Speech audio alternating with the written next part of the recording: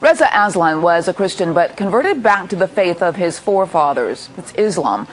He has now written a book about Jesus. The book has become controversial as it calls into question some of the core tenets of Christianity.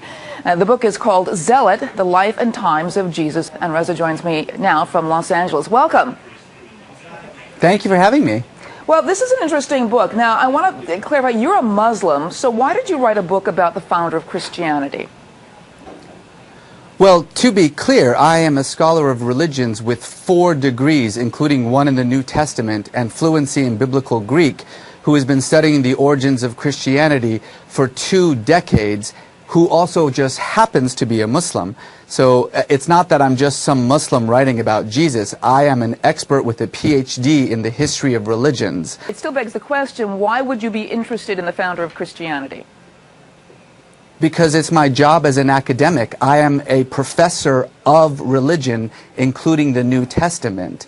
That's what I do for a living, actually. So, I mean, it would be like asking a Christian why they would write a book about, Islam. I'm not sure about that. Just to be clear, this is not some attack on Christianity. My mother is a Christian. My wife is a Christian. My brother-in-law is an evangelical pastor. Anyone who thinks that this book is an attack on Christianity has not read it yet. But I want to read you some quotes from some people who are criticizing you. One from John Dickerson, who has written an op-ed piece on VoxNews.com, and he says, it's not a historian's report on Jesus. Is it an educated Muslim's opinion about Jesus? He says its conclusions are long-held Islamic claims, namely that Jesus was a zealous prophet type who didn't claim to be God. Well, that's actually not what Islam claims about Jesus. My book about Jesus overturns pretty much everything that Islam also thinks about Jesus. This isn't a Muslim opinion.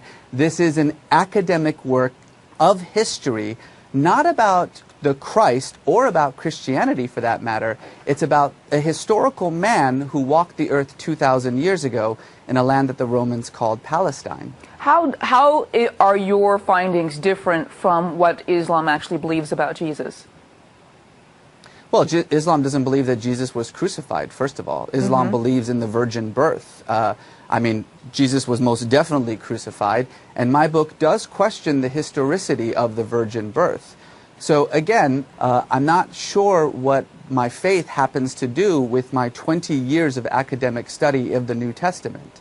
I'm just trying to bring out what some others are claiming at this point, and I want you to answer to those claims, which is... Well, it's pretty clear that there are those who actually do not like the book, who are, unhappy with its general arguments. That's perfectly fine. I'm more than willing to talk about the arguments of the book itself, but I do think it's perhaps a little bit strange that rather than debating the arguments of the book, we are debating the right of the scholar to actually write it. Well, let me give you some other quotes from Dr. William Lane Craig, who is a Christian philosopher and theologian. He's written a lot of books and done a lot of debates about science and religion.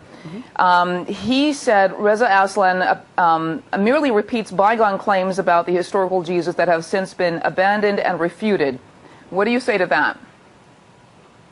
Well, I would disagree. I have 100 pages of notes and about 1,000 books that I use in my discussions. And of course, in any scholarly discussion of Jesus, as with any scholarly discussion of any ancient figure, there are going to be widespread differences.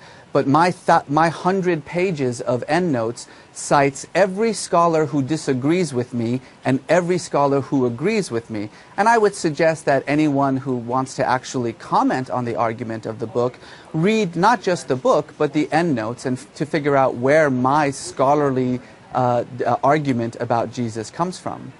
Taylor Kane just says, so your book is written with clear bias, and you're trying to say it's academic. That's like having a Democrat write a book about why Reagan wasn't a good Republican. It just doesn't work. Well, what do you say to that? It would be like a Democrat with a PhD in Reagan who has been studying his life and history for 2 decades writing a book about Reagan. But then, I think that the fundamental problem here is that you're assuming that I have some sort of faith-based bias in this work that I write. You're promoting yourself as a scholar, And I've interviewed scholars who have written books on the resurrection, on, the real Jesus, and who are looking at the same information that you're saying. To say that your information is somehow different from theirs is really not being honest here. Ma'am, my information is not different from theirs at all. I'm afraid that it sounds like you haven't actually read my book or seen what I've said about the resurrection or about Jesus or about his claims. I think you might be surprised in what I say. And there have been thousands of scholars who have written about this very same topic, many who disagree with me, many who agree with me. That's the thing about scholarship, is that it's a debate over ancient history, and I am one of those people making that debate. I think it's unfair to just simply assume, because of my particular faith background, that there is some agenda on this book. That would be like saying that a Christian who writes about Muhammad is by definition, not able to do so because he has some bias against it. And frankly, every book that's almost every book that's out there is by you've been on several programs and never disclosed that you were a Muslim, and I think that's an interesting full disclosure. The second page of my book says I'm a Muslim. Every single interview I have ever done on TV or on print says I'm a Muslim. All right, Reza, I want to thank you very much for coming on. The book is called Zealot, The Life and Times of Jesus of Nazareth. Thank you.